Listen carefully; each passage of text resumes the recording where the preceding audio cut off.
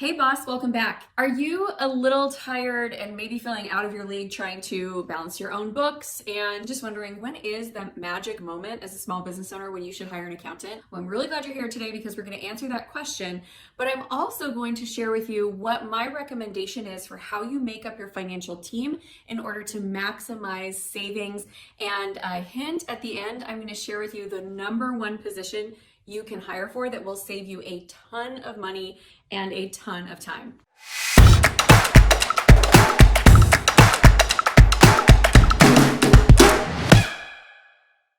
I'm Amy Walker and I run a small business myself, but I also help hundreds of other entrepreneurs and small business owners set their businesses up. And the question that you came to this video to learn is, when is the right time to hire an accountant? But the question that you really should be asking is, how do I set up my financial team and how do I get my business organized so that I know my financials are in good order, but also I'm not overspending. When I first started my business, I hired an accountant right off of the get-go, and he did my first year taxes and he came back, he's like, okay, so because of these things that we did, we saved you $14,000. And I was like, that's amazing. This is the best accountant ever, right? But over time, we kind of outgrew that accountant. And it got to the point where at the end of the year, we were having conversations where he'd be like, wow, you guys made a lot of money this year. This is how much you owe. And I was like, that's not really the involvement that I want. Like I want somebody who's really watching the numbers, and so we recently hired a new accountant.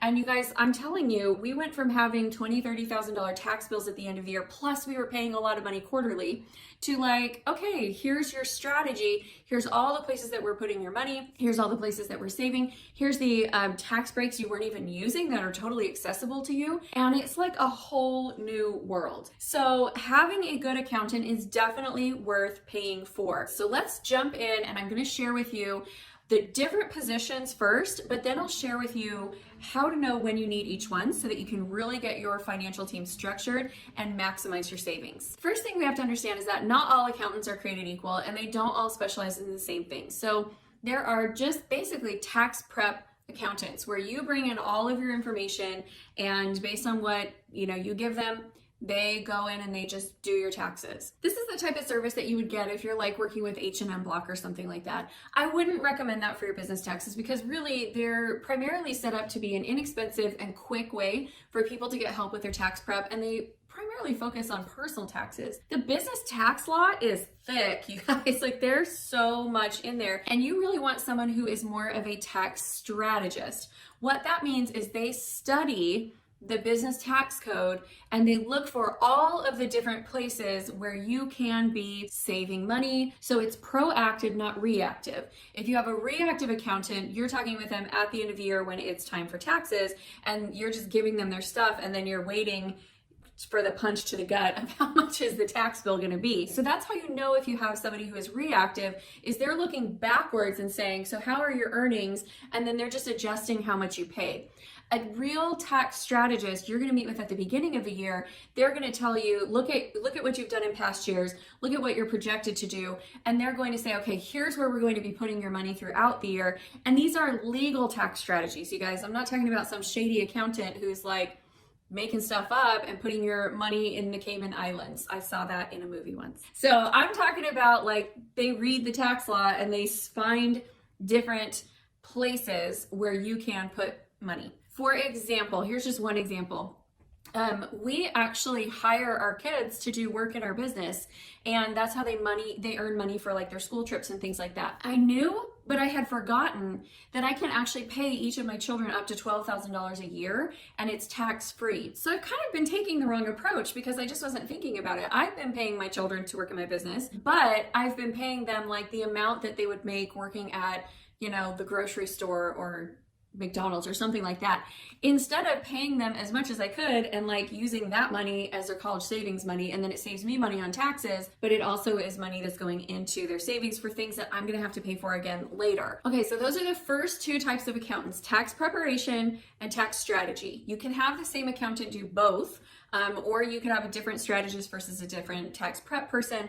I just have the same person that does both. Another thing that your accountant may do for you is CFO Services. So CFO Services are where they're actually going to go and they're going to look through the books with you, and they're going to function for a certain amount of hours per month as your chief financial officer, because maybe your business is too small and it doesn't really have one.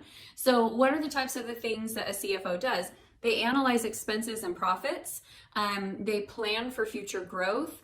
They help you to be able to forecast numbers. So it's a really helpful thing to have on board, but you know, a lot of small business owners, like I said, you just don't have that in your budget. So you're kind of trying to operate as that CFO. Okay, now I want to show you how do you find the money to pay for this accountant.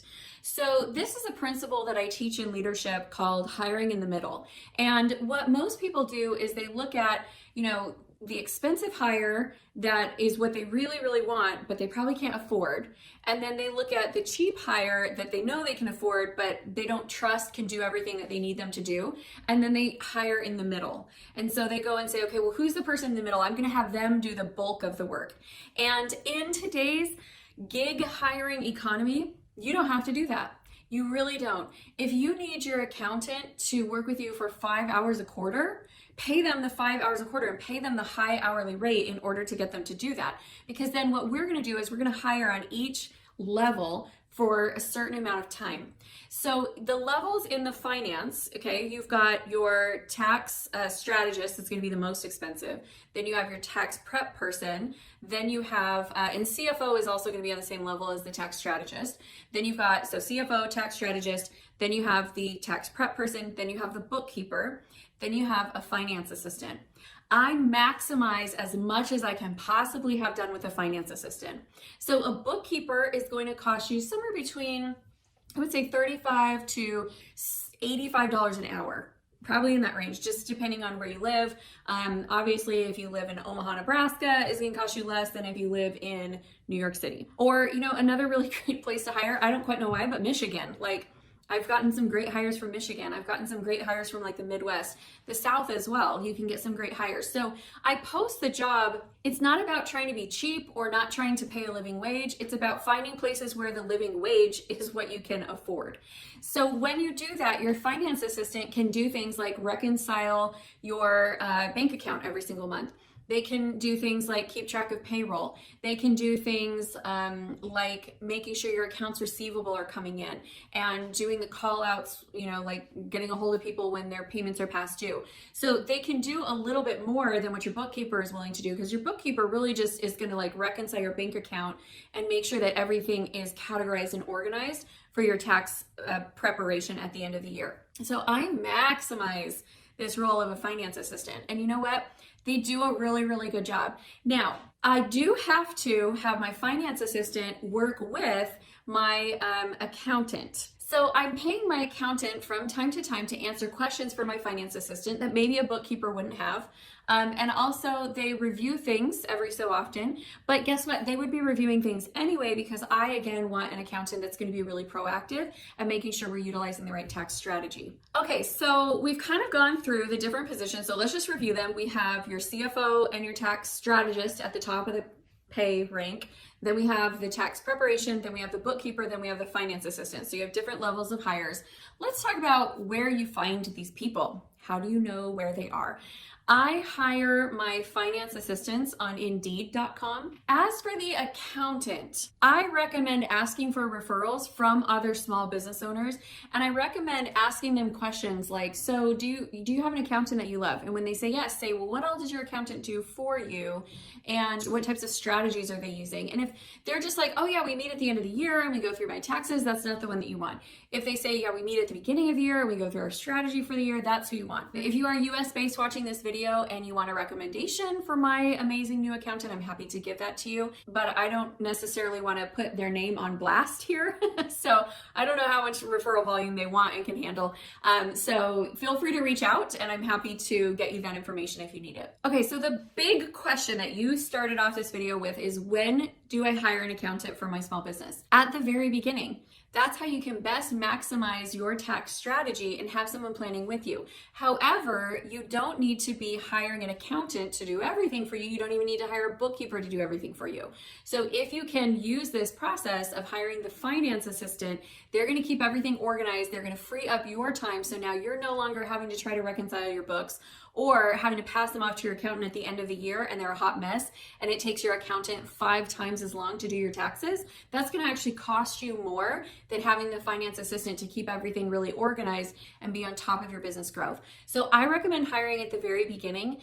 Particularly though, you really need the tax strategist once you are claiming over 6 figures in income. Because I don't really understand all of the stuff about the income tiers. I'll just tell you that once you're claiming over 6 figures in income, the amount of money that you pay when you claim like 100,000 in income versus 150,000 versus 200,000, your tax bill can go up so fast. It's crazy. So that point, like it's not even, you can't even just have a tax preparation person. You really need a tax strategist working with you. All right, boss, now you know when to hire an accountant for your small business. And the next video that I want you to go watch is how to fire an employee gracefully. Some really good tips in there because I want you to be able to really be an amazing boss and feel confident in your role as CEO of your small business. I'm Amy Walker. Thanks for watching Like a Boss.